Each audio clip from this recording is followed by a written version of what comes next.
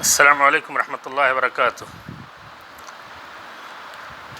الحمد للہ رب العالمین والصلاة والسلام علی خیر خلقہ محمد وعلی آلہ واصحابہ ومن تبعہم بإحسان الی یوم الدین، اما بعد۔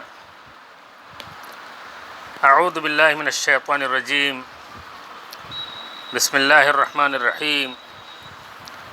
مثلهم كمثل الذي استوقد نارا فلما اضاءت ما حوله ذهب الله بنورهم وتركهم في ظلمات لا يبصرون صم بكم عمي فهم لا يرجعون أو كصيب من السماء فيه ظلمات ورعد وبرق يجعلون أصابعهم في آذانهم من الصواعق حذر الموت والله محيط بالكافرين يكاد البرق يخطف أبصارهم كلما أضاء لهم مشوا فيه وإذا أظلم عليهم قاموا ولو شاء الله لذهب بسمعهم وأبصارهم إن الله على كل شيء قدير۔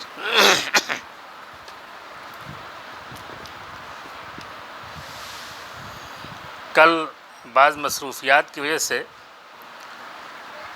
کلاس میں درس نہیں ہو سکا تھا، اس لیے آج اگرچہ جمعے کا دن ہے لیکن صفا شریعت کالج کے طلباء کے لیے کل کے چھوٹے ہوئے درس کی تکمیل کی جا رہی ہے۔ اس سے پہلے منافقین کا تذکرہ ہو رہا تھا اور بتایا گیا تھا کہ سورہ بقرہ کے ابتدائی دو رکوع میں پہلے خالص مومنوں کا اور پھر خالص کافروں کا یا سرکش کافروں کا تذکرہ ہوا، اور اس کے بعد 14 مسلسل آیتیں منافقین سے متعلق ہیں۔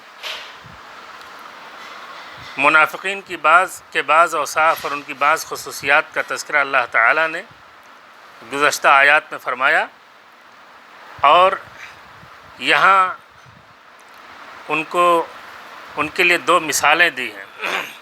قرآن مجید میں مثالیں کافی دی گئی ہیں، اور یہ خاص موضوع ہے قرآن مجید کا۔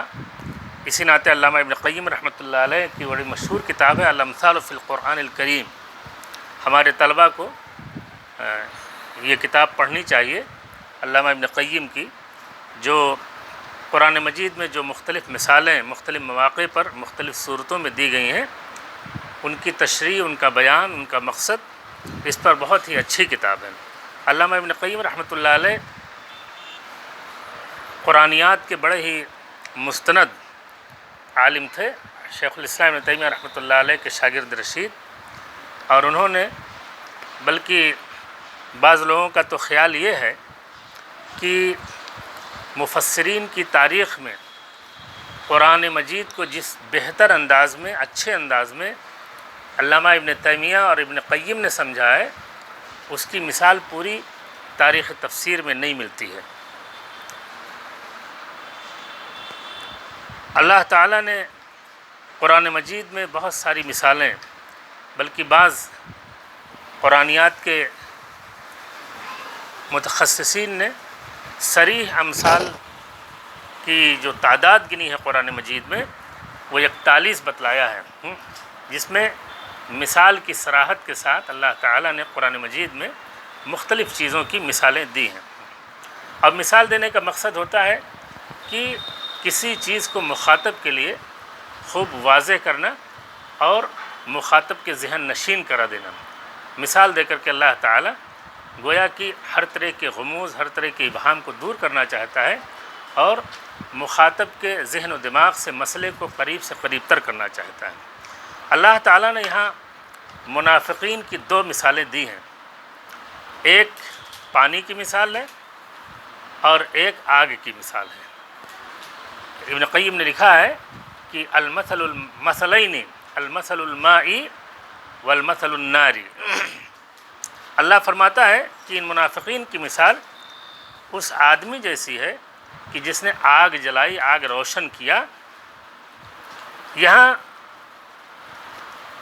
جماعت کی مثال مفرد سے، جمع کی مثال مفرد سے، یعنی منافقین کی مثال کہا مثلہم کمثل الذی، تو ظاہر ہے الذی اس میں الذی یہ مفرد کے لیے ہے، الذین نہیں لائے، ہونا یہ چاہیے کہ مثلہم کمثل الذین کہیں، لیکن یہاں جو ہے اللہ تعالیٰ نے بجائے الذین لانے کے الذی لائے ہیں۔ علامہ ابن جریر طبری رحمۃ اللہ علیہ نے لکھا ہے کہ صح ضرب مثل الجماعت بالواحد، یعنی جماعت کی مثال واحد سے دینا یہ درست ہے عربی زبان میں۔ اللہ تعالیٰ نے قرآن مجید میں بعض دوسرے مقامات پر بھی اس طرح جماعت کی مثال مفرد سے دی ہے۔ مثلا ایک جگہ فرمایا رأیتہم ینظرون الیک تدور اعینہم کالذی یغشی علیہ من الموت، اور ایک دوسری جگہ فرمایا مثل الذین حملوا التوراۃ ثم لم يحملوها کمثل الحمار يحمل اسفارا۔ تو جماعت کی مثال مفرد سے دینا یہ عربی زبان میں بھی رائج رہا ہے، اور قرآن مجید میں بھی مختلف مواقع پر اللہ تعالیٰ نے اس طرح سے کہ استعمالات رکھے ہیں، لہٰذا یہاں کوئی اشکال اس سے نہیں پیدا ہوتا ہے۔ کہا مثلہم کمثل الذی استوقد نارا فلما اضاءت ما حولہ ذهب اللہ بنورہم وترکہم فی ظلمات لا یبصرون۔ کہا ان کی مثال اس آدمی جیسی ہے کہ جس نے آگ روشن کی۔ آگ کے اندر دو چیز ہوتی ہے، ایک تو اس کے اندر روشنی پیدا کرنے کا مادہ ہوتا ہے، اور دوسرے اس کے اندر جلانے کا مادہ ہوتا ہے۔ دونوں صلاحیت اس کے اندر ہوتی ہے۔ آگ جلتی ہے تو آس پاس کی چیزیں روشن ہو جاتی ہیں، اس کے اندر سے روشنی پھوٹتی ہے، اور ساتھ ہی ساتھ اس کے اندر جلانے کی صلاحیت ہوتی ہے۔ تو کہا کہ آگ جلایا کسی نے، فلما اضاءت ما حولہ، جب آس پاس روشن ہو گیا، آگ نے آس پاس کے حصے کو روشن کر دیا، تو ذہب اللہ بنورہم، تو اللہ نے اس کی روشنی ختم کر دی، چھین لی۔ تو روشنی چھین لی تو بچی کیا چیز؟ گویا احراق، جلانے کی صلاحیت باقی رہی، اور روشنی غائب ہو گئی۔ کہا وَتَرَكَهُمْ فِي ظُلُمَاتٍ لَا يُبْصِرُونَ، اور ان کو تاریکیوں میں چھوڑ دیا جس میں وہ ان کو سجھائی نہیں دیتا، دیکھ نہیں پاتے۔ تو ظلمات، ظلمت الکفر، ظلمت الشرک، ظلمت النفاق، غرضے کی، اور قرآن مجید میں نور کے بالمقابل ظلمات کی تعبیر مختلف مواقع پر استعمال ہوئی ہے۔ میں نے سورہ فاتحہ کی تفسیر میں اہدنا الصراط المستقیم پر جب گفتگو ہو رہی تھی تو عرض کیا تھا کہ قرآن مجید عام طور پہ حق کے لیے مفرد کا صیغہ استعمال کرتا ہے، اور باطل کے لیے جمع کا صیغہ استعمال کرتا ہے۔ اس کی وجہ یہ ہے کہ حق ہمیشہ ایک ہے، حقیقت ایک ہے، سچائی ایک ہے۔ تاریخ کے ہر دور میں شروع سے لے کر کے آخر تک حق ایک رہا ہے۔ اس کے بالمقابل میں باطل، اس کے نہ جانے کتنے روپ ہیں، کتنی شکلیں ہیں۔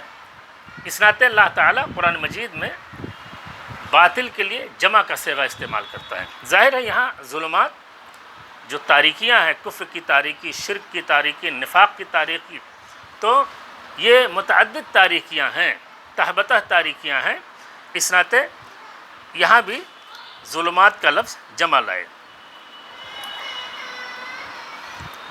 کا صم بکم عمی فہم لا یرجعون، سم اسم کی جمع، سم اسم کی جمع، اور سمم کہتے ہیں انسداد کو، عربی میں کہتے ہیں السمم الانسداد، اور بکمن ابکم کی جمع، ابکم کہتے ہیں الذی لا ینطق ولا یفہم، جو نہ بول سکے نہ سمجھ سکے۔ اگر بول نہیں پاتا اور سمجھتا ہے تو اسے اخرس کہا جاتا ہے عربی زبان میں، اور بعض علماء لغت کا خیال ہے کہ دونوں ایک ہے، یعنی ابکم اور اخرس یہ دونوں برابر ہیں، دونوں میں کوئی فرق نہیں ہے۔ اور عما کہتے ہیں ذہاب البصر، یعنی بینائی کا چلا جانا۔ تو اللہ نے فرمایا کہ یہ بہرے ہیں، یہ گونگے ہیں، اندھے ہیں، تو ان کا بہرا پن، ان کا گونگا پن، ان کا اندھا پن، اس کا مطلب یہ ہے کہ نہ یہ حق دیکھ پاتے ہیں، نہ یہ حق سن پاتے ہیں، اور نہ یہ حق بول پاتے ہیں۔ حق کو اور ہدایت کو بولنے کی، سننے کی صلاحیت اللہ تعالیٰ ان سے چھین لیتا ہے۔ فَهُمْ لَا يَرْجِعُونَ لَا يَرْجِعُونَ إِلَى الْحَقِّ، تو جب یہ گونگے ہیں، بہرے ہیں، اندھے ہیں، نہ حق دیکھ پاتے ہیں، نہ حق سن پاتے ہیں، اور نہ حق بول پاتے ہیں، تو حق کی طرف پلٹنے کا کوئی چانس ان کے حق میں ان کے لیے نہیں رہ جاتا ہے۔ اس کے بعد اللہ تعالیٰ نے پانی کی مثال دی، کہا او کصیب من السماء، او کصیب من السماء۔ صیب کہتے ہیں بارش کو، الصیب المطر، صابہ یا صوبوں سے جب بارش نازل ہو، اترے، تو کہا او کصیب من السماء، یا ان منافقین کا حال آسمان سے نازل ہونے والی، آسمان سے اترنے والی بارش کی طرح ہے، کہ جس بارش میں ظلمات و رعد و برق، جس میں تاریکیاں ہیں، یعنی ایک تو ظلمت اللیل، رات کی تاریکی، اور ایک ظلمت الغیم، یعنی بدلی کی تاریکی۔ تو گویا کہ یہ رات میں جو ہوتی ہے بارش، اس سے مثال دیا ہے کہ رات میں ہونے والی تیز موسلا دھار بارش، جس میں اندھیرے بھی ہیں اور کڑک ہے، بجلی ہے، اور حال ان منافقین کا یہ ہے کہ اپنے کانوں میں موت کے ڈر سے یہ اگلیاں کر لیتے ہیں، یہ اپنے کانوں میں اگلیاں کر لیتے ہیں، جو کڑک ہوتی ہے بجلی کی، تو اس سے ڈر کر کے یہ کانوں میں انگلیاں کر لیتے ہیں۔ جیسے ابھی کچھ دنوں پہلے بہت تیز رات میں ہم لوگوں کے علاقے میں بجلی چمکی، آسمان گرجا، اور بہت تیز روشنی ہوئی، اور بڑی تیز کڑک اور تیز آواز آئی، جس سے کہ لوگ گھروں میں سہم گئے تھے۔ تو اس سے مثال دیا ہے، اس سے تشبیہ دیا ہے، کہا کہ ان کافروں کا، ان منافقوں کی مثال ایسے ہے کہ جیسے رات میں تیز بارش ہو رہی ہو، جس میں سخت اندھیرا ہو، بجلی چمک رہی ہو، بادل گرج رہا ہو، اور ان کا حال یہ ہے کہ یہ اپنے کانوں میں موت کے ڈر سے اگلیاں کر لیتے ہیں۔ تو کلما اضاء لهم مشوا فیہ، اگر تھوڑی سی روشنی بجلی چمکتی ہے تو اس میں ان کو سجھائی دیتا ہے، تو کچھ چل لیتے ہیں، اور جب اندھیرا چھا جاتا ہے تو کھڑے ہو جاتے ہیں۔ کہا اگر اللہ رب العالمین چاہے تو ان کے کان اور ان کی نگاہوں کو چھین لے۔ یہاں بھی سمع کا لفظ مفرد اور ابصار کا لفظ جمع استعمال کیا ہے۔ اس سے پہلے کہ کسی درس میں یہ بات آ چکی ہے، اور قرآن مجید میں غالباً 22 مقامات پر سمع کا لفظ آیا ہے، لیکن جہاں بھی آیا ہے، جہاں بھی یہ لفظ آیا ہے، یہ مفرد استعمال ہوا، کہیں بھی سمع کا لفظ جمع نہیں استعمال ہوا ہے۔ تو یہ سمع کا لفظ ہمیشہ مفرد استعمال ہوتا ہے۔ تو اگر اللہ چاہے تو ان سے سننے اور دیکھنے کی صلاحیت ان سے چھین لے۔ اللہ رب العالمین ہر چیز پر قادر ہے۔ یہ منافقین کی 2 مثالیں دی گئی ہیں۔ منافقین کی جو پہلی مثال ہے تو اس میں کہا کہ مثلہم کمثل الذی استوقد نارا فلما اضاءت ما حولہ ذهب اللہ بنورہم وترکہم فی ظلمات لا یبصرون۔ تو جو پہلی مثال ہے تو یہ وہ منافقین ہیں کہ جن کے دلوں میں تھوڑی دیر کے لیے ایمان آیا، اور اس کے بعد انہوں نے پھر نفاق کے راستے کو اختیار کر لیا۔ علامہ ابن جریر طبری رحمۃ اللہ علیہ کہتے ہیں کہ یہاں جن منافقوں کی مثال دی گئی ہے یہ کبھی بھی ایمان نہیں لائے، اور انہوں نے دلیل اختیار کی کہا وَمِنَ النَّاسِ مَن يَقُولُ آمَنَّا بِاللَّهِ وَالْيَوْمِ الْآخِرِ وَمَا هُمْ بِمُؤْمِنِينَ جن منافقین کا تذکرہ گزشتہ آیات میں آیا ہے، اس میں قرآن کی صراحت ہے کہ وَمَا هُمْ بِمُؤْمِنِينَ یعنی یہ مومن ہے ہی نہیں۔ لہٰذا ابن جریر طبری کا خیال ہے کہ گویا کہ یہ ان منافقین کا تذکرہ ہے کہ جو کبھی ایمان نہیں لائے۔ اس کے برعکس علامہ ابن کثیر رحمۃ اللہ علیہ کا خیال یہ ہے، وہ کہتے ہیں کہ دراصل یہ جو کہا وَمَا هُمْ بِمُؤْمِنِينَ یہ ان کے حالت نفاق کی تعبیر ہے، یعنی جس وقت یہ نفاق میں مبتلا ہوئے اور نفاق کے مرض کے شکار ہوئے تو اس وقت کی ان کی کیفیت یہ ہے کہ وَمَا هُمْ بِمُؤْمِنِينَ یہ مومن نہیں رہ گئے۔ لیکن کوئی حرج کی بات نہیں، وَهَذَا لَا يَنْفِي أَنَّهُ كَانَ حَصَلَ لَهُمْ إِيمَانٌ قَبْلَ ذَلِكَ کہا کوئی حرج کی بات نہیں، اور اس سے اس کی نفی نہیں ہوتی ہے کہ وہ اس سے پہلے مومن نہیں ہوئے تھے یا ایمان ان کو کی دولت نصیب نہیں ہوئی تھی، پھر اللہ تعالیٰ نے ان سے ان کے ایمان کو چھین لیا اور ان کے دلوں پر مہر لگا دی، جیسے قرآن میں دوسری جگہ ہے ذَلِكَ بِأَنَّهُمْ آمَنُوا ثُمَّ كَفَرُوا فَطُبِعَ عَلَىٰ قُلُوبِهِمْ فَهُمْ لَا يَفْقَهُونَ تو یہ منافقین کا ایک طبقہ وہ ہے جو ایمان لایا اور پھر اس نے نفاق کی روش کو اختیار کر لیا، اور جو دوسرا گروہ ہے منافقین کا کہ جو ہمیشہ شک اور تذبذب کا شکار رہا، اور اس کی کیفیت یہ تھی کہ چونکہ اس کے سامنے مادی مسائل اور دنیاوی فوائد تھے تو جب وہ دیکھتے کہ مسلمانوں کو غلبہ مل رہا ہے، مسلمان مضبوط ہو رہے ہیں، تو پھر وہ ایمان کی طرف یا ایمان کے راستے کی طرف چلنے کا ان کے اندر حوصلہ پیدا ہوتا تھا۔ لیکن کبھی جب مشکلات کے دور سے اسلام گزرتا یا مسلمان گزرتے تو یہ پھر پیر پیچھے ہٹا لیتے، تو شک اور تردد میں یہ پڑے رہے۔ تو دوسری جو مثال ہے اس مثال میں گویا ان منافقین کا تذکرہ ہے جن کے اندر شک اور تردد ہے۔ یہ پہلی مثال ہے قرآن مجید میں ہم لوگ جس کا مطالعہ کر رہے ہیں، اور یہ بہت اچھا موضوع ہے کہ ہمارے طلبہ قرآن مجید میں جہاں جہاں مثالیں دی گئی ہوں، مان لیا 10 آیت کسی طالب علم نے لے لیا کہ ہم ان 10 آیتوں کی تشریح، اس کی تفسیر اور مختلف کتب تفسیر میں اس کی کیا توجیہ کی گئی اس کو جمع کریں تو ایک بڑی اچھی چیز ہوگی۔ ویسے ابھی جامعہ اسلامیہ مدینہ منورہ میں کچھ دنوں پہلے ایک صاحب نے 3 جلدوں میں قرآن مجید کے امثال کا دراسہ کیا، بہت اچھا دراسہ کیا، غالباً وہ PhD کا رسالہ ہے۔ اس ناطے ہمارے طلبہ کو اس کا بھی مطالعہ کرنا چاہیے۔ اللہ سے دعا ہے کہ اللہ رب العالمین ہمیں قرآن مجید کو سمجھنے کی اور اس کے مطابق زندگی گزارنے کی توفیق عطا فرمائے۔